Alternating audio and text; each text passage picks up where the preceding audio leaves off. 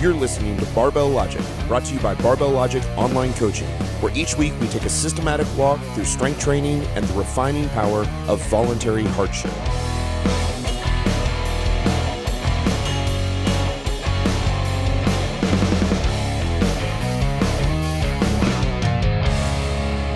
Welcome to Barbell Logic. I am Scott Hambrick. That is Matt Reynolds, and today it's question and answer day again, where we read your questions that you send us at questions@barbell-logic.com. So if you want us to get to yours, that's where you send them. That's where we find them.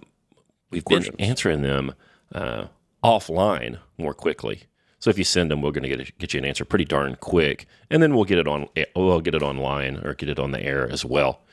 Yep. So send them there and send the show over to a friend. We've been doing some getting started episodes, a little series for people that are just getting started with this sport or this activity. So if you've got a friend that ain't doing it right or needs to get started, or your mom or whoever, send getting started episode number 1 over to them. That'd be a help to us, and it'd probably be a help to your friend too. Anything else, Matt? No, let's do it. Let's answer some questions. Tristan from Napa, California. Gracious. Here we go. I wouldn't have normally said his city, but there are probably something like 5,900 Tristans in Napa. Yes. Like if you said Tristan from Stigler, Oklahoma, I'd be like, oh shit, he doxed me. That's right. That's right. He says, hey guys, how do you stop your feet from slipping on the bench press? I made myself a lifting platform as per your recommendations from the Art of Manliness website with a nice piece of red oak plywood on top. Nice. He used to use the Tractor Supply Company stall mats and had no trouble with slippage. There you go. Slippage. What do you say? Well, do you have the wood sealed on yours? I don't. I don't either on mine, but there are ways to seal it, and it actually makes it a little more grippy. I think if you just keep the dust cleaned off of it, my experience is we just keep it clean, and then I don't tend to bench with my squat shoes because they're a little slick. My squat shoes are, and so I just bench press in my tennis shoes, which have a nice sort of sticky rubber sole, and that seems to help. But yeah, it is sometimes a problem on those wooden platforms. You certainly can. There's some grippy material, kind of a sand-like material you can put on that and roll sort of a polyurethane on it, right? So it's got a little bit of grip, so it makes it a little bit gritty like sandpaper. Not real bad, but still wood. It doesn't change really the flooring too much, but it'll allow you to get some grip there. We had a platform that I had sealed with polyurethane, and it was slippery like that. Ended up buying a Sealcrete. Sealcrete makes, you can buy a little bag of, like you say, this sand, just a silicone dioxide stuff. You can stir a little bit of that in some more polyurethane and put that on there, and it'll give you a little more traction. If you're a barefoot deadlifter, it'll snag up your socks. Right. Or not, well, I guess not barefoot, but in your socks, it'll mess those up. But don't seal your wood next time. The bare wood's better. I don't. Mine is a little bit. Mine can get a little bit slippery at this point, and it's not sealed. So I get it. But if I just, I actually do the old, like what I did in high school PE class, I'll just put a little spit on it. I know. I threw it up there for you. Do just like I did in PE class. I put a little spit on it, and then it's just fine. Did you do that on All-Star Friday? It's amazing. It's amazing how spit makes some things more lubricated, and spit will make the bottom of your shoes more sticky. True story. Did you know that? I did not know that. I don't spit on my shoes. Alexander, who is 26 years old, 6'3" and weighs 236, is nearing the end of LP, but his bicep tendonitis in his right arm is getting to be unbearable. He's read Matt's Art of Manliness article on the issue, but that didn't fix the problem. Can't even do chins anymore, he says. It's extremely demotivating, as he would like to finish LP. He's sleeping 6 or 7 hours a night, et cetera, et cetera. His squat is 310 for 3x5. He's pulling 375. He's benching 215 for 3x5. So the end is near probably for LP. You know what I've been having folks do for this bicep tendonitis? What? Becca Seigan taught me. take your resistance band. By the way, it's Becca Krieg now because she got married. Becca Krieg. There we go. War Becca. You take the resistance band and throw it over the chin-up bar. Yep. Do a little half hitch around that thing. And it doesn't need to be a very strong one. Pass a towel through that loop that's hanging at the bottom. Yep. Because you want something fat to hold on to. You want to work your grip pretty well, and grab that thing with your elbow at something like a 90-degree angle or maybe less. A fairly closed elbow. You grab it with your affected arm. Let's say you have tendonitis in your right elbow, and then with both hands pull that band down so that your elbow is straight, and then you turn loose with your good hand, and then do that negative, resist it on the way back up with your tendonitis elbow. Then pull it down with the both hands. Let it go. Do several sets of 10. You probably got tendonitis in both elbows, so you got to do it both sides. Then the other problem. It helps. The question is like, what side is the tendonitis on? Like, where's the he said bicep. Is it bicep? Is it medial? Is it lateral? Epicondyle issues. I mean, that's part of the issue too. But I think the same concept works. Right, you're trying he to did say biceps. Yep, we do that for tricep tendonitis. But theoretically, you could do the same thing, right? Like you could actually do the same thing, and you could stand on the loop. Eccentric, like an eccentric barbell or an eccentric curl. Yeah, like towel hold curl could do the same thing. Yep. The first thing I'm going to do is I'm going to make sure you're not. I don't want you to chin. I don't want you to do anything that's going to aggravate it. I want you to double overhand all your deadlifts, and that means if you have to add straps. Because we want to put the right amount of tension on that bicep tendon. I don't want any of. I don't want to have a supinated hand there, so I don't want an alternate grip. Spit on it. Spit on it a little bit. And then you just part of the deal is we've talked about this with the squat is you need to make sure you feel the squat. All of the weight of the bar on the squat should be felt on your back. And you shouldn't be feeling the load of the barbell of the squat in your hands or in your arms or in your elbows. If you feel like it's there, I mean, you can, we sort of tend to a narrow grip and thumbs on top and straight wrists, but there are ways to move that around. Sometimes you got to wrap your thumbs. Sometimes you got to take a wider grip. You might have to switch to a safety squat bar or a Buffalo, Duffalo, Muffalo bar, Zuffalo. Whatever they're called. Yeah, I feel dumb. I missed that it was a bicep tendonitis. I was so excited about telling about this fix that Becca had taught me about. But yeah, eccentric work seems to help. And like Matt says, make sure that you're carrying the weight of the bar on your back. Your hands only keep the bar from turning. That's the only thing they do. Right. No weight. Also, newbies will. They'll say, oh, well, I'm not carrying the weight in my hand. And then on the way up out of the bottom of a heavy deadlift, they'll just be like pulling down on that bar, like bending around their back. Be real careful to not pull on that thing. Right. Michelle, female number 23? That's what I was going to say, 23. She's actually, she's been in here before. She says, it's Michelle again, 55-year-old female. Uh-oh. Well, we got to go backwards. We still only have 22 females then. She says she's going to order a Barbell Logic t-shirt and have your 12th female listener print it on the back. That would be awesome. She's number 12. So she can't also then be number 23. You only get to be one number. One or the other. She says, episode 220, will lifting weights make you bulky? She says, that was excellent. She's trying to think about the amount of time she spent in the last 40 years and trying to figure out how to eat less, exercise more, and get thinner.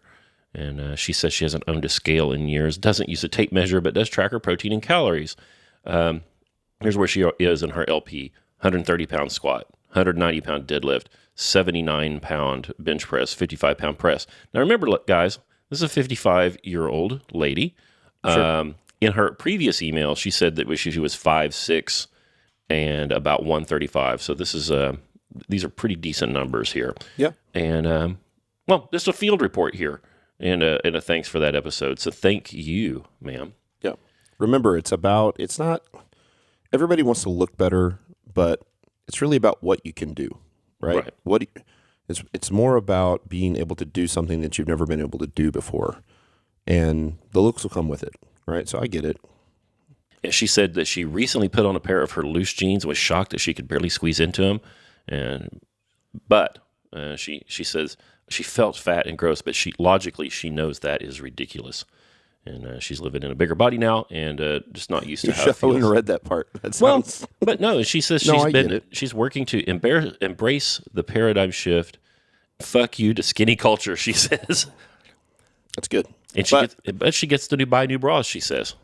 There we go. So that's good. Yeah, a 5'6" lady at 135. There's Is almost not- no universe where that's a fat person at all. Not at all. That's not at all. That's right. So you're doing great. All right. James says, he says, the subject line, in the penal settlement. He says, I'm James from Leicester, England. Hey, I have got a good friend in Leicester. He's one Sean. You can go listen to a podcast we did with Sean. Maybe you guys need to get together. He says, love the podcast. And as Scott is both a literary connoisseur and believes in the expansive power of sampling the work of great minds, I would like to recommend that he reads, if he has not already done so, In the Penal Settlement by Albert Camus. I have not read that. I live in the penal settlement of the United States of America. Oh, But he just wrote in to recommend a book. I'll put it on the list, but I'll tell you what, my list is long. So this thing goes to the bottom of the list. I may not live that long, Bubba, but thanks for the heads up. Go listen to the episode with our friend Sean. He's the Saxon Savage. He trains in the snow and in the rain and outdoors, and he's in your town. And email us and we might put you guys together. Brandon says, block periodization. Are there any plans on writing a book? I enjoyed your last podcast, 235, conjugate versus concurrent training. And during that show, Matt mentioned that all roads lead to block periodization, and I've been having success in my training with the 4-day split and MED principles. Eventually, I suspect that I'll need to switch to something that looks more like block. Do you have any plans on writing a book on these things? what do you think? I have 277 pages of that done. We are working on the MED book as we speak. It's, I have no idea when it's going to be done. No. 2035. We should do an Indiegogo I thought about that. and then just abscond with the money. I've heard of other people doing that before. I have too. They just, they crowdfund the book and then they don't write the book and then they just take all the money and run. You probably won't. My guess is we won't actually do that. No, we won't do that. But we will write a book and we'll probably fund it ourselves. And then, because I think we need to talk about these MED principles and people need to understand both the philosophy and theory behind it and then how it's applied practically. The book will only be printed on vellum, and it won't be done with movable type or lithography. It's going to be done with calligraphy and bound, sewn signatures, bound in leather. They will be $1,400 a piece, but they'll be around for millennia. It'll be great. Right. That's the goal. Christopher says, my coach commented that when I deadlift heavy, my knees lock out much earlier than my hips, pretty much as soon as the bar reaches my kneecaps. Any cues or tips to correct this? Hey, if your coach is one of my coworkers, shame on you. Go ask them. But if your coach is not one of my coworkers and hasn't given you a good cue, I would tell you, keep your knees bent. Well, hold on. No, I mean, really, stay in the knees. Push your shoulders off the floor.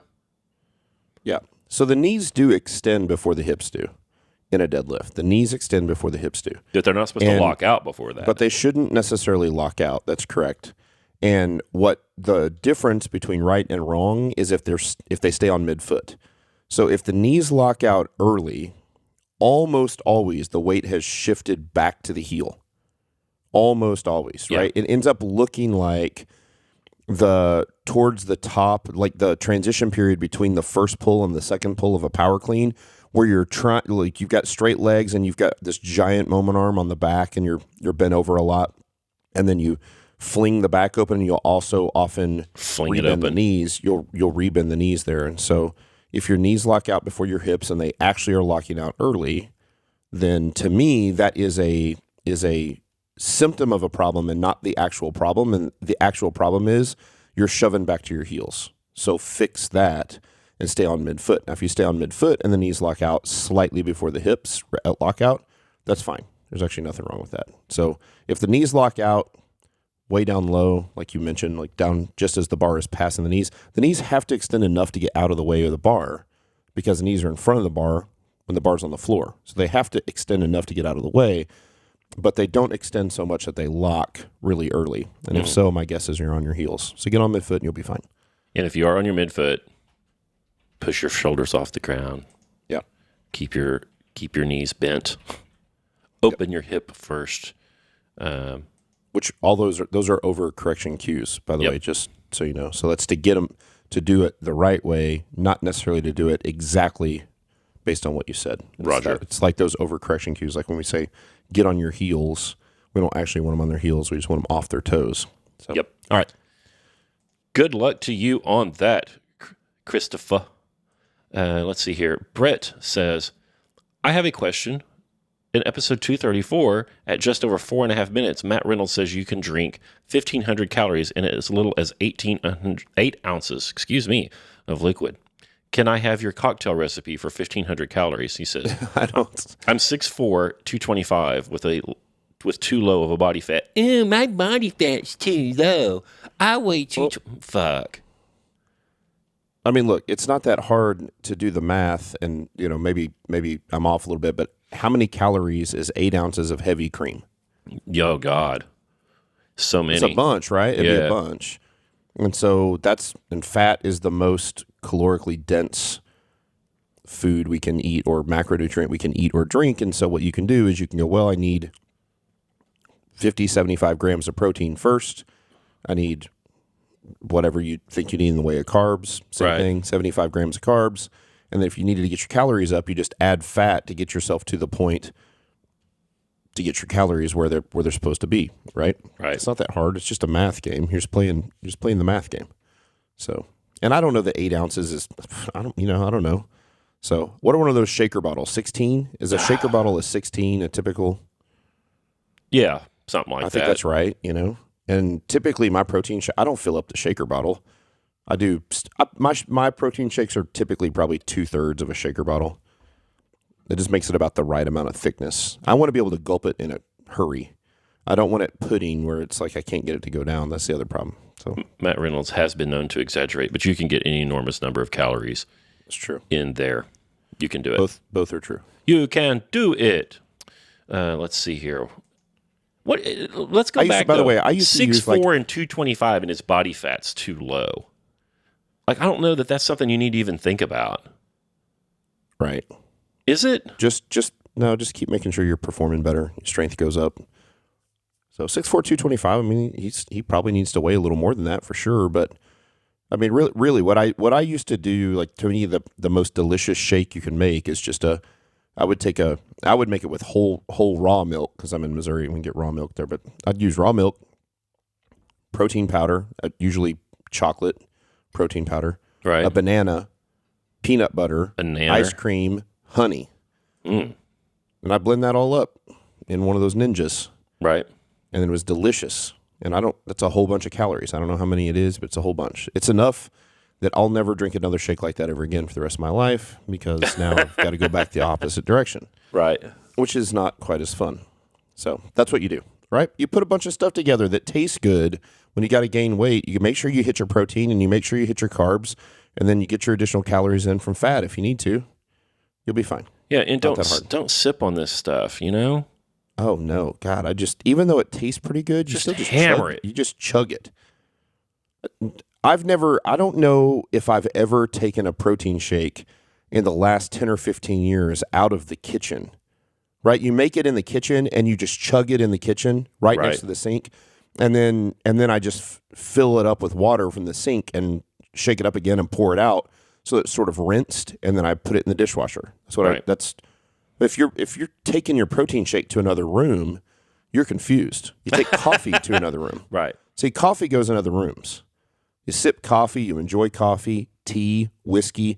Those things are all things we enjoy. Protein shakes we chug for purpose. Right. You turn it upside down and empty it. Correct.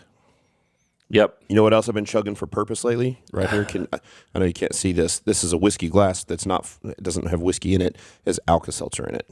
I love Alka-Seltzer, cold and flu. It makes me feel so good. It's Oh my a God. placebo effect. Yeah. Right? Because it's bubbly and you know all the medicine's like in liquid and it doesn't like your stomach doesn't have to break down capsules and pills. I'm like, this is like the magic formula for getting better. And so here I am. I've got a terrible sinus infection. I've only had it for 11 straight days now. I've been on antibiotics for 11 straight days. This Alka-Seltzer is obviously working tremendously so far. Have you been I'm doing the not neti 1 pot? ounce goddamn better after 11 straight days. Have you been doing the neti pot? No, I don't have a neti pot. Oh, what is that?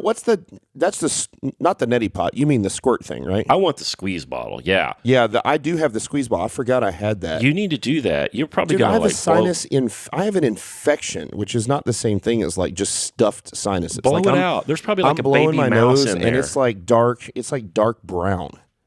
It looks like I've been a coal miner for 40 years. Blow it out. There's probably like a baby mouse in there or something. Like Maybe. you inhaled like a pube or something, and it's like, yeah, you need to blow that out. Did you say a pube? Yeah, maybe. And it grew into a baby mouse? Yeah, something. No, I didn't grow. A ridiculous person. Yeah, you need to blow that out, man. You got some FOD, some foreign objects or debris in there. Okay, I'll work on it. I forgot you had me buy that a few years ago. Oh, it's so good. It's got to be in the medicine cabinet. I make like hot water, not so hot that it burns your nostrils, but just on this side of that. Yeah, you Put want that it pretty salt in warm. there. Yeah, put that salt in there. You know, Matt, and since yours is bad enough, you may want to hit it with a little palm olive. You think? Yeah. Yeah, maybe. A little cayenne pepper in there or something. Yeah. Just to really just put a open that little in thing there. up. It's true. What else we got? Oh, God. Craig says, this is Craig. You know Craig. Craig is the guy that we've run into in Wichita Falls. He's like 7'9", and he's had all of his bones broken and stuff. Yep. He says, first of all, I owe everything to Starting Strength and Darren Deaton for giving him a new lease on life after a herniated disc 3 years ago. Yeah, this guy was legit broken down. A lot of people say they've got herniated discs, and what they really have is an opioid problem, but this ain't him. He says he pulled 540 at a Starting Strength meet in Wichita Falls, largely due to Matt calling me a giant gaping pussy, which is apparently better than nose torque. Allegedly. That's an alleged story. He says he's recently discovered the Highland Games. Okay. And he's 6'6", 275, and 43. Yep. He says, can you truly train for explosive power to help with the throws, or I just keep adding strength and then learn the actual techniques? And he says, oh, also, for God's sake, Hambrick, my grandfather didn't risk life driving a tank around Iwo Jima just to have me sit down to pee. Your grandpa didn't risk his life driving a tank in Iwo Jima so that you could like pee all over the seat and on the floor in his bathroom. That's true. Anyway, so can he train for explosive strength, or should he just train for strength and then technique on the throws? Like you throw hay bales, you throw poles. Mm-hmm. What are those called? Cabers, the Yeah. caber toss. You throw weight over bar on Highland Games. What else you throw? I think there's a hammer throw in Highland Games, some version of a hammer throw. So it's a lot of explosive stuff. In general, I don't think you can train for explosive strength very well. I think if you wanted to train you might be the kind of guy who might want to do some power cleans to learn how to put a whole bunch of force into the floor as fast as you can. And it's not really about getting genetically better at that, or it's more about just learning how to do it. It's learning how to be forceful. Yeah. But for the most part, you just need to get strong, and then you need to practice your technique. And the technique is, practicing throwing a big caber or weight over, really how much difference is there in throwing a weight, I think it's 56 pounds, something like that, over a bar as high as you can versus a power clean. It's still a big, giant, explosive hip extension, right? Yep. So you could just deadlift and get strong and then throw that weight over bar or whatever it is. So I don't think you think there's anything wrong with him doing a power clean? I think it'd be okay. I don't. I just don't want him, tearing a bicep or. Sure. But I don't know that a power clean is exposing more to tearing a bicep than throwing giant telephone poles. Oh yeah, I don't think the power clean's going to do it. I think the games are going to do it. No, I get it. Yeah. Yeah. Well, I mean, look, we've said this before on the show. Competition isn't healthy. Yep. You want to compete, You're swinging the pendulum back Matt towards. Reynolds says that competition isn't healthy, and our society not. thrives on competition, and he's a Marxist. Yeah. That fucking Matt Reynolds. Then this is the first time you've ever listened to the show, if that's what you think. Yeah. So No, to compete in sports is a commitment. compete in sports. Is a commitment to injury. Well, if you're going to be serious about it. Yeah, right? if you really want to win. You can go have fun, and I think that certainly you can go do USSF meets or powerlifting meets, and you can go have fun, and you can set PRs, and the chances of you hurting yourself, if you're just a nominal, moderate, decent lifter, is very, very low. But when you get up to being really good, then it goes up. The injury rate goes up there as well. And certainly, if you look at the explosive strength sports like strongman or Highland Games or Olympic weightlifting, those sports are going to have higher injury rates for the highly competitive athletes because they're highly competitive, right? You're going as hard and fast as you can, and sometimes things happen when you do that kind of stuff. So that's not the same thing as training to get people generally strong. We just have to remember there's a difference there. And I think there's times when, because the public is uneducated, they will look at someone who got hurt doing a strength sport and say, I don't want to train to get strong because I don't want to get hurt like they did. Right? Nope. That's not the same thing. What they're doing is not what you're doing. You're going into the gym and hitting 3 sets of 5 on the squat, and that's probably not going to get you hurt.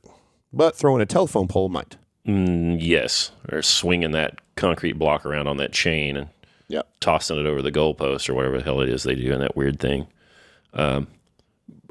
Probably while intoxicated, by the way. Which, could be a good thing. Could be fun. Robert says, first of all, thank you for the podcast and for sharing your knowledge and experience. I love the content both in the podcast and the YouTube channel. I'm currently in novice linear progression, and I believe that your cues for the squat have helped clear up an issue I was having with knee pain. Once again, thank you. Are you still doing the Friday fives? And if so, how can I sign up for it? I don't know if you are just throwing softballs to us, or if you actually can't find it.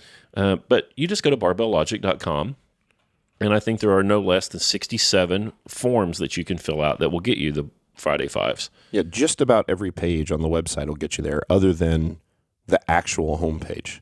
But if you click on content, it says free content. There's a button that says free content. That's right, free content.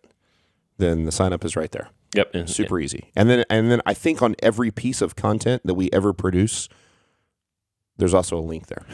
So, yeah, we are still doing the Friday Fives, and if you're not getting them, then you need to go sign up. Friday Fives that's our Friday newsletter. It's called Friday Five because it's got 5 cool pieces of information. There's usually 1 or 2 pieces of original information, original content in there. It might be something as very practical to training. It might be Matt's voluntary hardship. It might be Scott's discussion on logic. There's all sorts of fun stuff there. It might be a whiskey guide. I think we put out a fall whiskey hunting guide a few weeks ago. It was just really cool. We do stuff for New Year's. There's all kinds of fun stuff there. But then there's also other cool pieces of content. Usually we'll pick one of our videos, YouTube videos to reflect on. There's usually like a client spotlight or a coach spotlight there, and it highlights just cool personal stories of strength.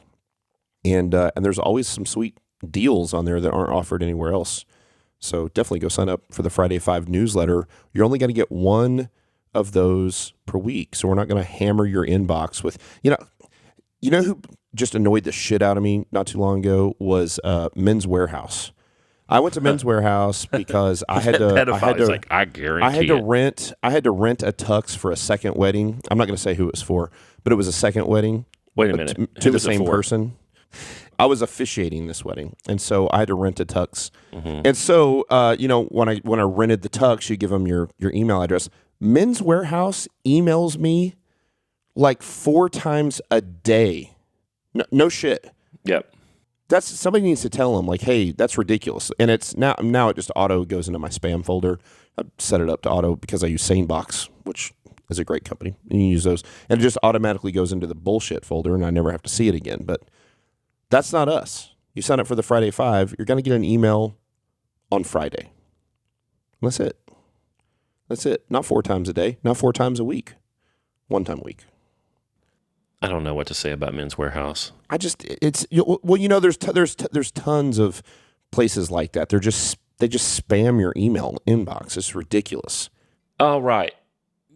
Colin says, quick but safe weight gain. Quick but safe? Yeah, I haven't even read the email. But like, it's enough to know that that's not possible. Don't do that. Okay, quick but safe weight gain. All right. Thanks so much for the show. I'm only a year into weight training, and I'm learning a ton. TONNE.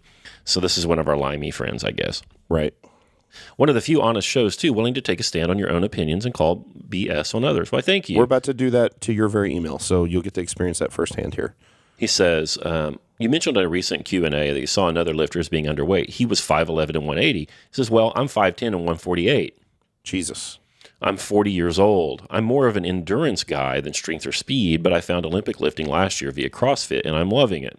A year of weight training has seen me almost get to the realms of normal human being. Probably not there yet, but has a 1-rep max of a 250 deadlift, 200-pound squat, 110 bench. She said it's possible to gain weight quickly and safely without adding a lot of fat, but I'm struggling. I'm eating what I consider to be a lot. What you had considered to be a lot is completely irrelevant. Right. So we have two major problems. Remember, one is that he said he considers himself an endurance athlete and that he found Olympic lifting from CrossFit, but he's not really strength training. He's doing Olympic weightlifting. Right? You catch that? Yeah, I know. So, man, you need to strength train. And like, if you want to do Olympic weightlifting, do it. That's fine. You can strength train. Like, you should be squatting heavy at least twice a week and probably 3 times a week. And you should be deadlifting heavy a couple times a week at least as well. And then you should be pressing and bench pressing heavy several times a week. And then if you want to throw the clean and the snatch in, either as warm-ups to the workout or at the end, do it. It's fine. Do it. But you got to strength train. And then 2, you need to be eating 200 plus grams of protein. Hang on just a second. Yeah. It says, I'm counting calories, and I'm going about 20% over my recommended intake. So he says, I'm eating 2,500 calories against the recommended 1,900. Dude, I don't know who recommended that you eat 1,900. Right. But 2,500, we're going to go with that, okay? He says, but I've still only gone from 135 to 148 pounds in 6 months of making a pretty big effort. So you've gained 13 pounds in 6 months. You've gained 2 2/10 of a pound a month or something like that.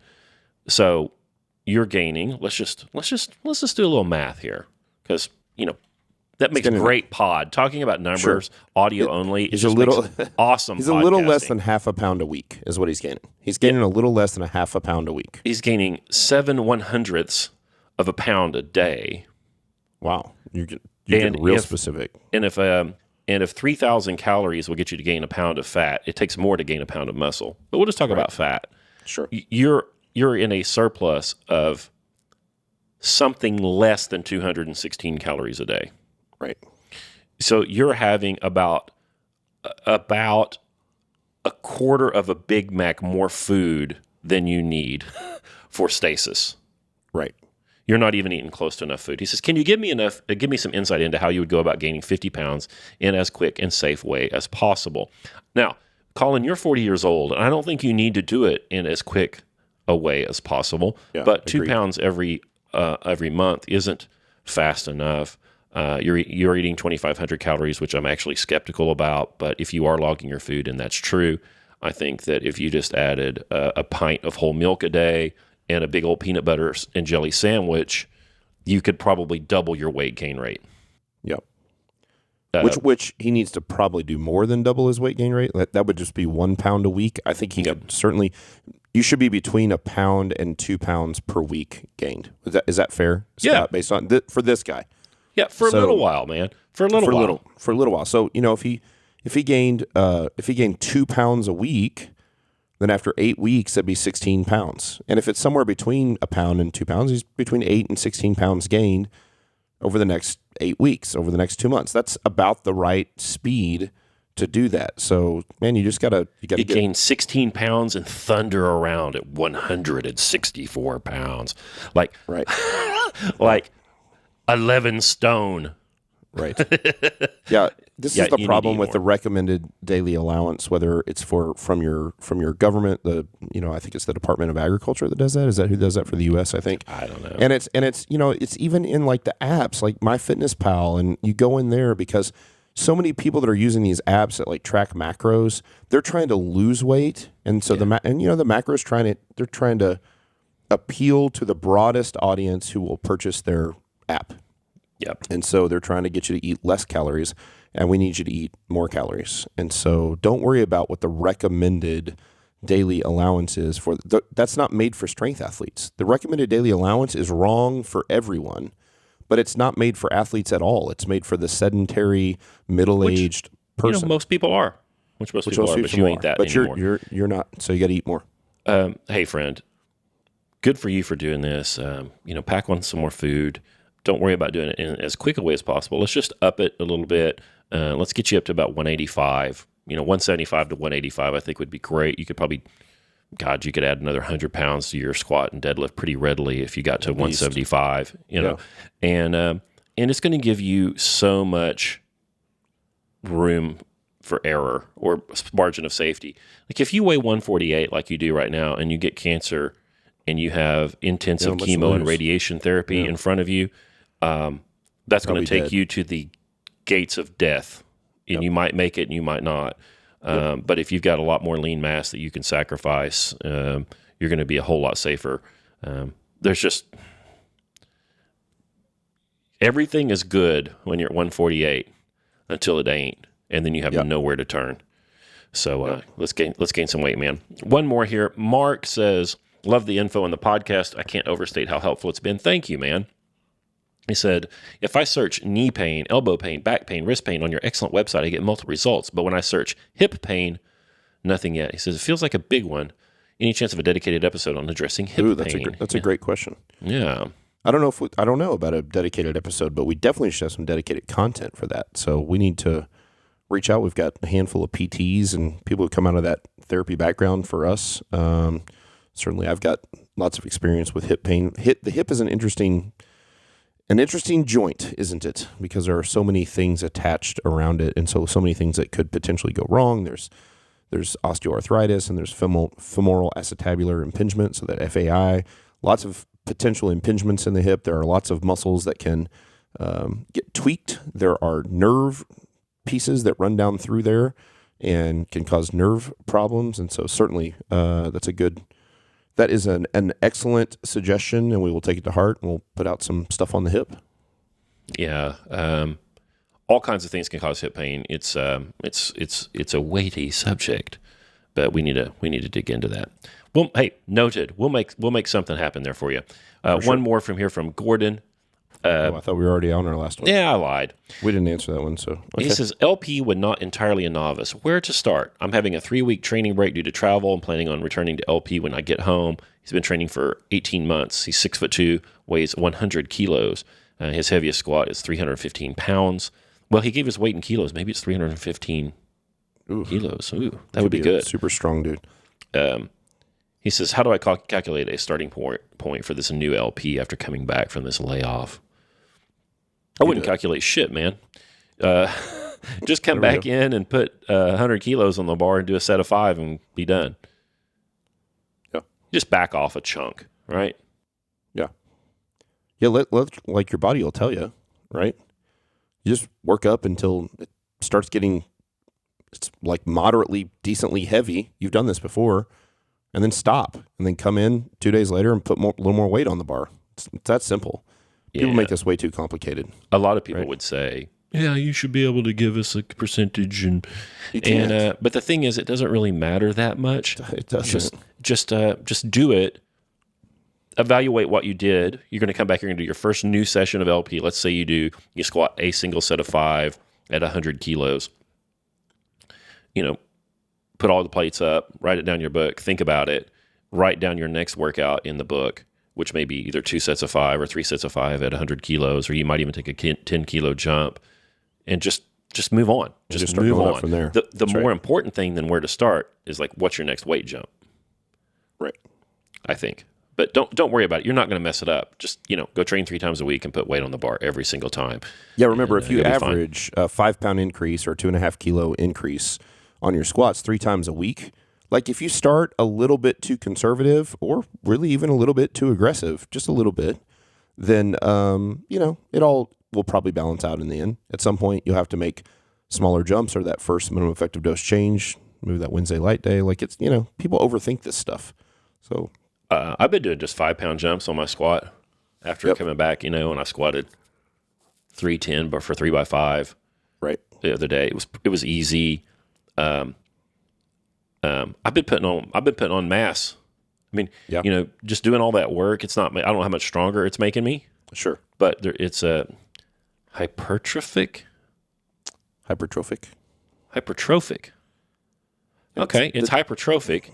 And I can tell it is because I got that big old good ass in these overalls this morning, and it's setting me up for some 3x5 PRs here in the next few weeks. I can speaking of feel it. Yesterday, the jacked priest, Father John Floater, he broke his 3x5. He came back and we've done 3 sets of 5 on squats. He's not doing LP. He's in a 4-day split, and but his kind of heavy squat day is still LPing. It's just 3 sets of 5, and he broke his all-time record yesterday. He squatted 450 for 3 sets of 5, and I mean just smooth as butter. Screw that. It's crazy, right? 450 for 3 sets of 5. That's a bunch of tonnage. That's good for him. Way to go, yeah, he's doing John. great, and he doesn't have a lot of room to go. Like we're gonna have to start playing with that a little bit and do probably top set, back off sets, but we're gonna push it for another. We probably got another 15 pounds. You can probably go up to 465 for 3 sets of 5, somewhere in there. Gosh, that'd be my guess. Yeah, what do you think he's eating? I've seen that man eat. Yeah, so the thing about that guy is that they got a new chef at the seminary. Yeah, and it's a lady, and she just like, hey, what do you guys need? And so he just like hands her a list. He's like, I need this many chicken breasts, I need Siggy's yogurt, I need Bran Buds, I need Mission Carb tortillas, and so the guy just hammers like it's kind of like, I mean, here's the thing, I don't want to like, listen, you and I've been up there, their living is very meager. Right, like these guys are Spartan and amazing. That's right. Yeah, right. So remember, the guy doesn't have to worry about money, and he doesn't have to worry about sex, which is amazing how much simpler your life gets when those two things go away.